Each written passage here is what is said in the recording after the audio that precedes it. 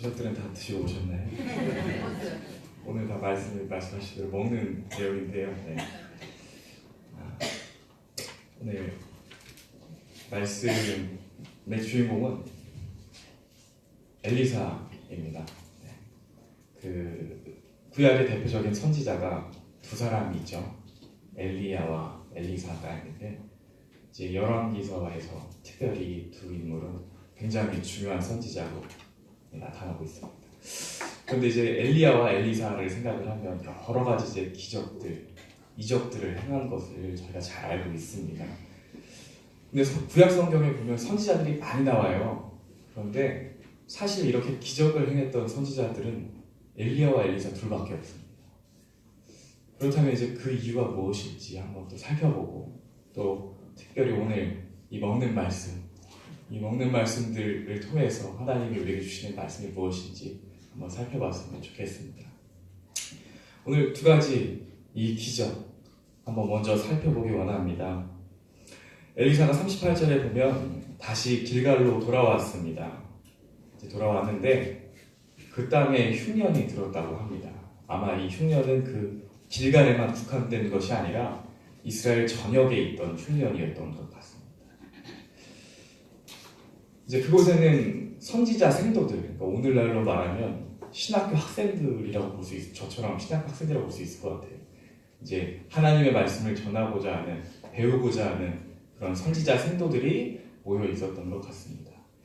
근데 또 이제 그 당시 배경을 한번 살펴봐야 될 필요가 있어요. 왜냐하면 저는 참 교회에서 사랑을 많이 받고 이제 신학생들이 교회에서 참 예쁨을 많이 받습니다. 그런데 이때에는 그렇지 않았던 것 같아요. 왜냐하면 당시의 왕이 여호람이었거든요. 그런데 여호람의 부모님이 누구였냐면 아합 왕과 이세벨이었어요.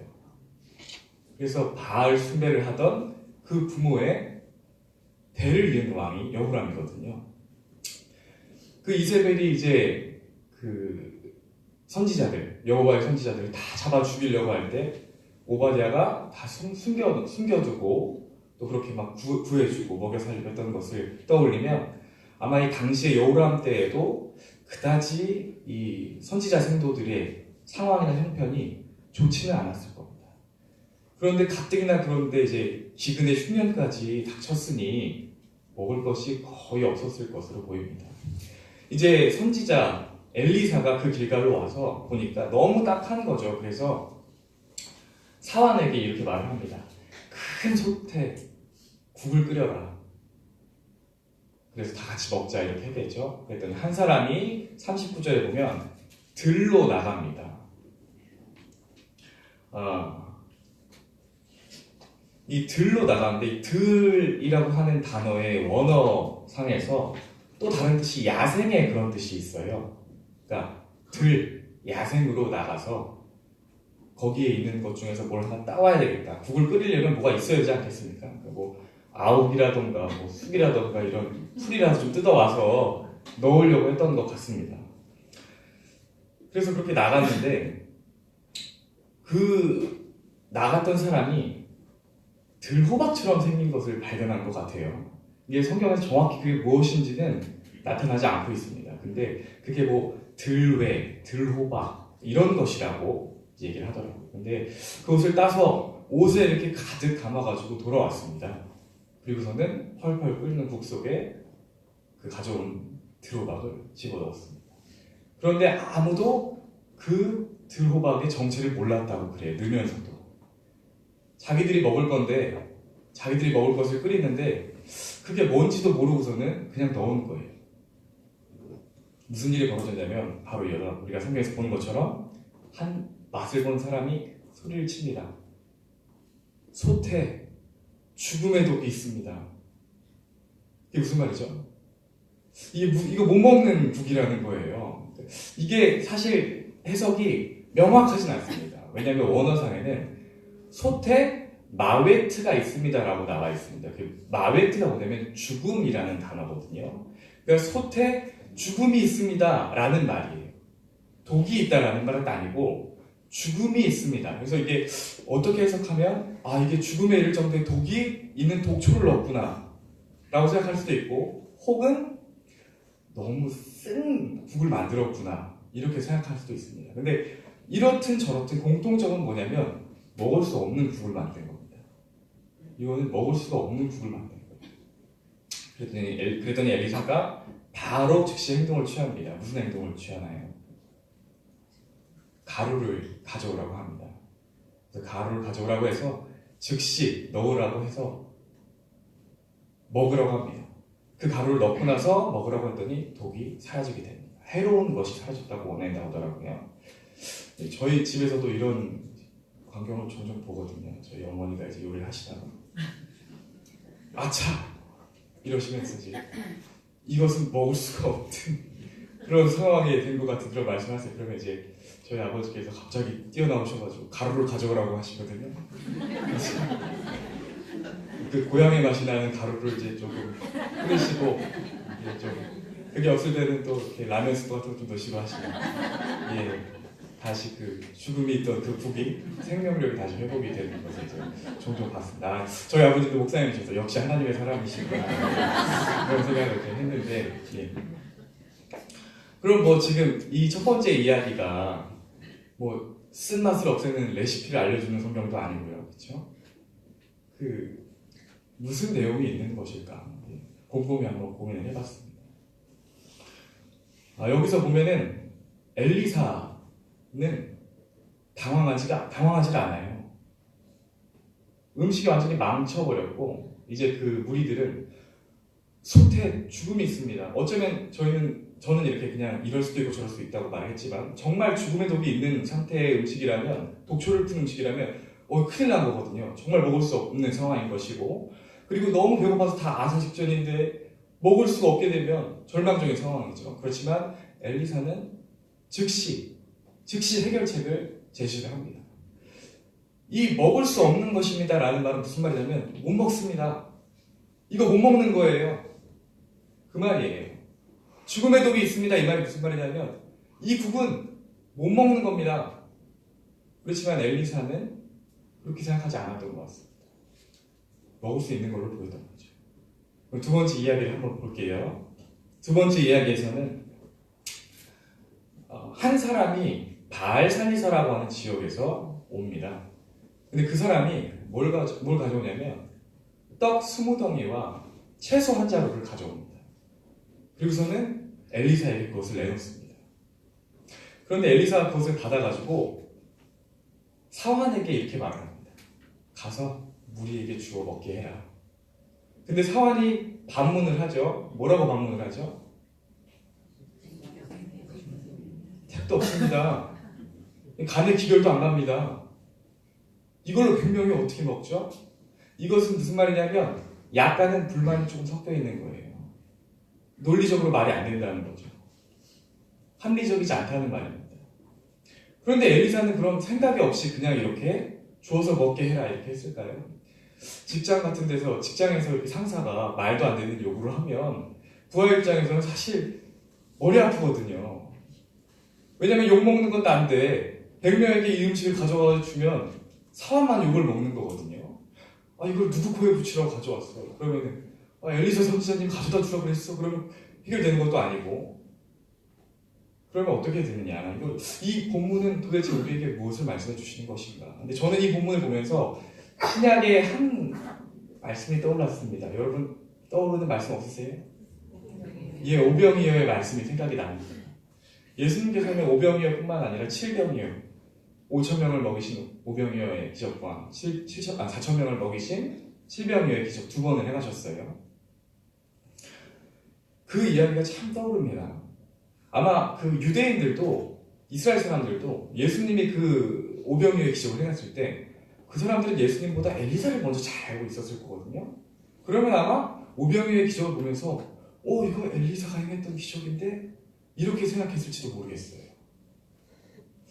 그런데 그 예수님께서 그러면 그 기적을 행하신 이유가 무엇일까? 예수님께서 우리에게 그 오병이어의 기적을 행해주신 이유가 무엇일까? 그것도 저는 같이 궁금해지더라고요.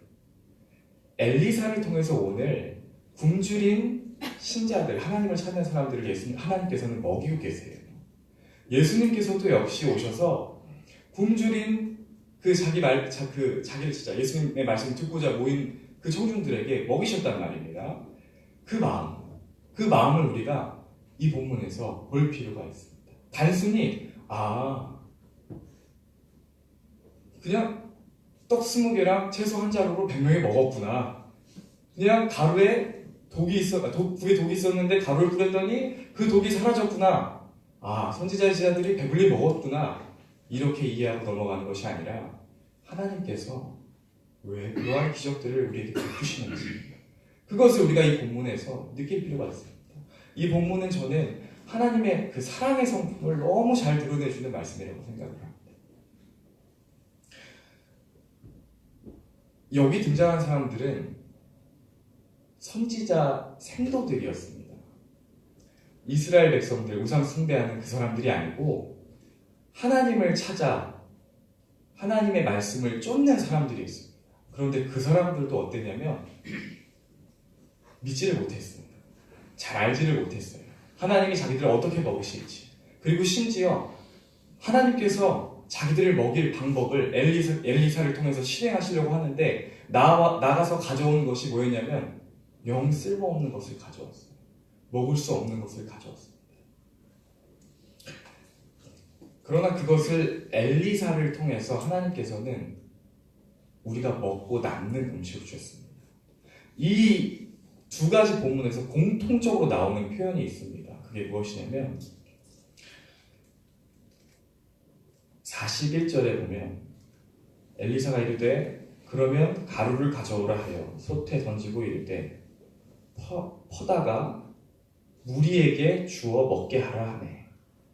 이 말씀이 잘 보시면 2절 거기에 또 나오죠. 무리에게 주어 먹게 하라. 그리고 43절 엘리사는 또 이르되 무리에게 주어 먹게 하라.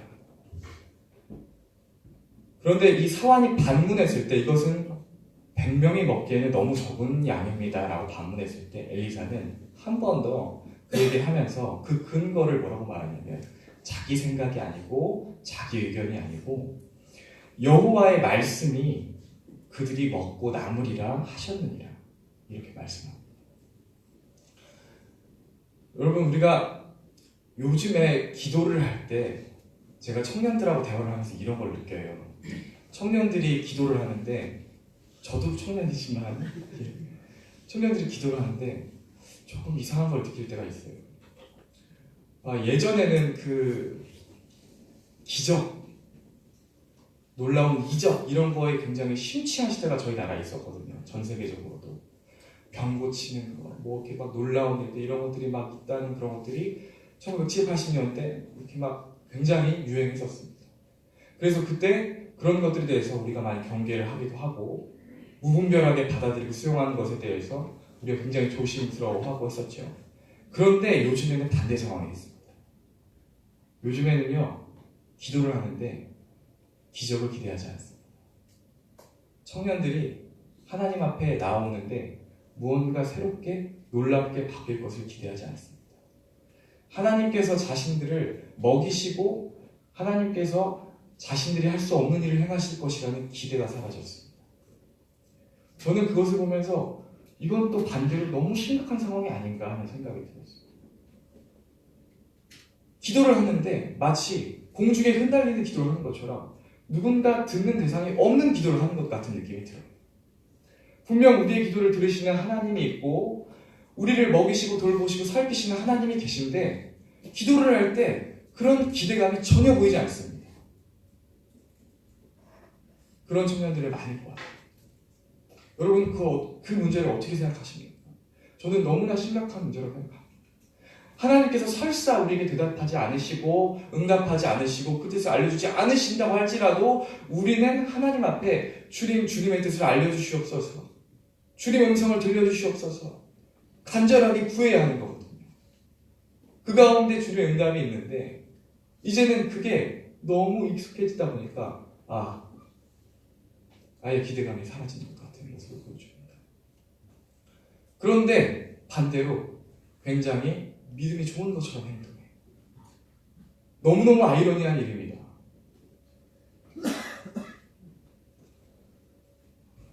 2017년 저희 이제 돌아봤을 때 하나님께서 정말 아무런 분별력도 없고 판단력도 없고 선한 것이 우리로부터 나올 수가 없음에도 불구하고 우리를 돌보시고 우리를 사용하시고 이끄셨다는 것을 느낍니다. 마치 오늘 선지자의 생도가 먹을 것을 가지러 나가는데 먹을 수 없는 것, 전혀 쓸모없는 것을 가지고 돌아왔던 것처럼, 그러나 그를 통해서도 하나님께서는 그 해로운 것을 없애시고 모두를 배불리 먹으셨던 것처럼 지나간 2017년을 돌아보면 내가 행동했던 것, 내가 정말 노력했던 것들 가운데서 쓸모있는 것들이 많이 있었나 하는 생각이 들어요. 우리 성도님들도 마찬가지이실 거라고 저는 생각을 합니다. 우리가 사실 한 것은 많지 않았습니다. 사실 우리 안에 선한 것이 나올 수가 없었습니다. 그렇지만 그 가운데서 하나님께서는 우리 각 사람을 내어 먹게 할 수 있는 것, 내어 줄 수 있는 것을 바꿔주셨다고 저는 생각을 합니다.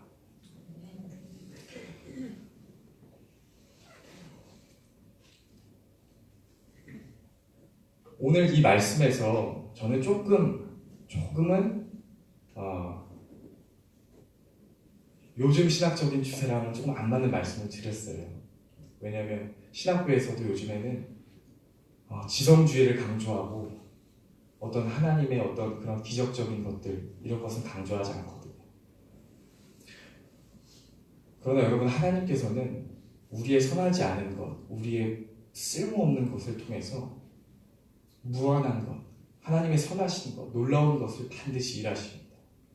우리가 분별하지 못하고 우리가 가진 것으로 가져왔을 때 그것은 정말 쓸모없는 것이고 작아 보이고 눈에 보이지 않는 것이지만 하나님께서는 그것을 통해서 영원한 것, 하나님의 능력의 것으로 사용하여 주십니다. 2018년에도 우리를 통하여서, 우리 주님의 교회를 통하여서 하나님께서 그렇게 일하실 것입니다. 그런데 여러분, 그러려면 우리가 기도해야 됩니다. 그러려면 정말 기도해야 됩니다. 사람의 생각으로 내가 정말 들에 나가서 내가 가져오려고, 내가 무언가를 해오려고, 내가 무언가 공헌을 해보려고 하면 그것 가지고는 아무런 도움도 되지 않습니다. 사람에게서 무슨 선한 것이 나겠습니까? 기도하지 않으면서 무슨 하나님의 뜻이 나오겠습니까? 기도하는 사람에게 엘리사와 같이 확신 있는 여호와의 말씀에 너희가 먹고 나무리를 하셨다, 이런 고백이 나올 수 있는 것입니다. 우리 모든 주님의 교회 성도님들께서 지금까지 정말 주님 말씀을 주셔서 잘 따라오셨다고 생각합니다. 제가 와서 온 지 지금 5개월, 4개월밖에 안 됐거든요. 4개월, 5개월 와서 지내면서 정말 너무너무 참 감사하고 귀하고, 또 이번에 성탄성 돌면서 장로님들 정말 귀한 분들, 권사님들 그 사랑을 제가 받고 왔습니다. 우리 교회 너무너무 귀하고 아름답고 정말 좋은 믿음의 선배님들 많으신데, 이제는 2018년 이제 다음 세대에게도 그것이 이어지고 또 그들에게도 그 믿음의 기도와 또 그 믿음의 어떤 헌신들이 하나님께서 일하심이 나타나야 되지 않겠습니까? 그러려면 우리 우리 선배님들, 우리 장로님들, 권사님들, 집사님들께서 정말 하나님 앞에 매달리는 기도를 해주셔야 되겠습니다. 앉아서 30분 앉아서 기도하고 할 말이 없어서 기도하다가 돌아가고 그런 모습 보여주시면 청년들이 배울 게 없잖아요. 제가 감히 이런 말씀 드려요. 요즘 청년들 금요예배도 안 나오고 예배 자꾸 빠지려고 하고 기도도 안 하려고 합니다. 말씀과 함께 기도하는 우리 주님의 교회 되기를 간절히 소망합니다. 그러면 엘리사가 확신을 가지고 무리에게 내어 먹게 하라고 말씀할 수 있었던 것처럼 우리 모든 주님의 교회 성도들께서도 기도하시고 하나님의 말씀이 우리 가운데 가득하기 때문에, 충만하기 때문에 그 확신을 가지고 이 세상 가운데 나가서 또 우리 다음 세대를 향하여서 우리가 가진 먹을 것을 내어줄 수가 있지 않겠습니까? 하나님께서 우리에게 말씀하십니다. 우리에게 내어 먹게 해라. 우리에게 주어 내어 먹게 해라.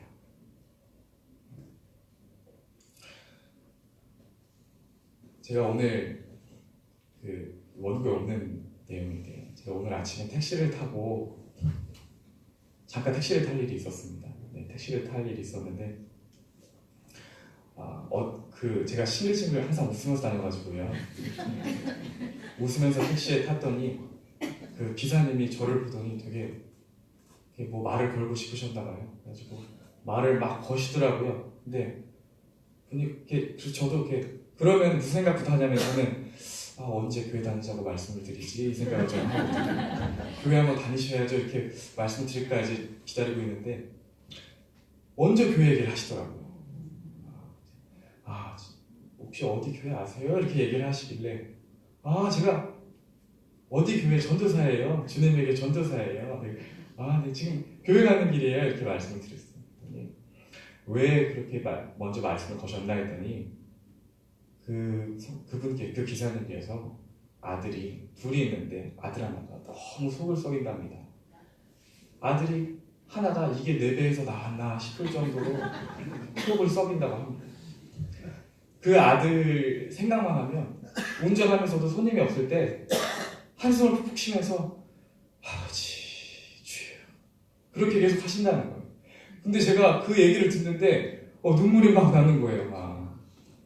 그래서 어떻게 참 이거 참 너무너무 그 마음이 너무 안타깝더라고요. 그러니까 그러면 왜 그러시냐 그랬더니 저를 딱 보니까 아들 같더래요. 내 아들 같은데 자기 아들은 얼굴이 항상 죽상이고 얼굴 보면 꼴 보기 싫고 왼수 같은데 손님이 탔는데 아들 같은 손님이 탔는데 싱글벙글 웃고 있으니까 너무 배도 마음이 상하더라는 거예요. 왠지 모르게. 진짜 그 얘기를 들으면서 근데 제 자세히 들으니까 시간이 없어서 간략히 말씀드리지만 정말 어려우시더라고요. 근데 그분 신앙생활을 한 지가 얼마 안 되셨어요. 근데 신앙생활을 한 지 얼마 안 되셨는데 그게 제가 느끼기에는 그 아내분께서는 신앙생활을 원래 하셨는데 신앙생활을 기사님께서 본격적으로 시작하신 이유가 그 아들 때문인 것 같더라고요. 그 아들 때문에 신앙생활을 시작하신 거예요. 제대로. 정말 하나님 앞에 의지를 하게 되신 거예요. 지금 오늘 제가 이 말씀 가운데 그 기사님 얘기를 드린 이유는 그 기사님이 예수님을 믿었다 그래서 하나님을 믿었다 그래서 그 삶이 변화되지 않았어요. 그 아들이 갑자기 막 변화가 돼가지고 갑자기 부모에게 행복을 주는 그런 자녀가 되지 않았어요. 여전히 속을 썩이고 그러고 있거든요. 우리 기존의 신자들에게도 마치 오늘 이 선지자의 제자들에게 그 기근과 어떤 배고픔과 굶주림이 임했던 것처럼 모든 신자들에게도 삶의 어려움과 고통과 아픔은 임합니다. 반드시 옵니다. 세상 사람들과 똑같이 와요. 그러나 그럼에도 저는 그 기사님에게 내리면서 뭐라고 말씀을 드렸냐면 기사님 걱정하지 마세요. 걱정하지 마세요. 걱정하지 마세요. 계속 그렇게 기도하시면 됩니다. 계속 그렇게 기도하시면 하나님께서 그 아들 바꿔주실 겁니다. 이렇게 내리고서 제가 저도 막 눈물이 계속 막 멈추질 않는 거예요. 기사님도 막 울먹울먹 하시다가 카드예요? 이렇게 물어보시더라고요. 예, 카드예요. 그러면 제가 찍고서는 제가 내렸는데 저 지금 잠깐 말씀드리고 잊어버렸네요. 죄송합니다. 그런데 그 기사님께 그런 말씀을 드리고 그랬던 것처럼 오늘 이 말씀에서도 선지자의 생도들이라고 그래서 어려움이 없었던 거 아니에요? 있었던 거예요. 그러나 하나님께서 보여주신 것은 뭐냐면 신자나 불신자나 차이는 없어요. 그런데 신자에게 있는 차이는 뭐냐면 하나님을 바라볼 수 있는 차이가 있는 겁니다. 그 하나님을 바라볼 때 하나님께서는 우리를 먹이시는 거예요. 하나님은 오늘 이 어리석고 분별력 없고 아무것도 알지 못하고 먹을 것도 없고 먹을 수 있는 걸 찾을 수도 없고 먹을 걸 뭘 주셔도 이게 먹을 수 있는 건지도 모르고 하나님께서 먹게 해주실 건데 이거 못 먹는 겁니다 말하는 그 선지자 생도들을 하나님은 먹이신단 말이죠. 여러분 우리는 그 하나님을 의지해야 됩니다. 항상 하나님을 믿고 의지하고 할 때 하나님께서 우리를 먹이실 거예요. 돌보실 거예요. 우리의 모든 고민과 상처와 환경과 모든 문제들을 주님께서 해결해 주실 것입니다. 그런 믿음을 가지고 2017년 잘 마무리하시고 2018년 한 해 하나님만 바라보면서 시작하는 우리 모든 주님의 교회 성도님들 되시길 축복합니다.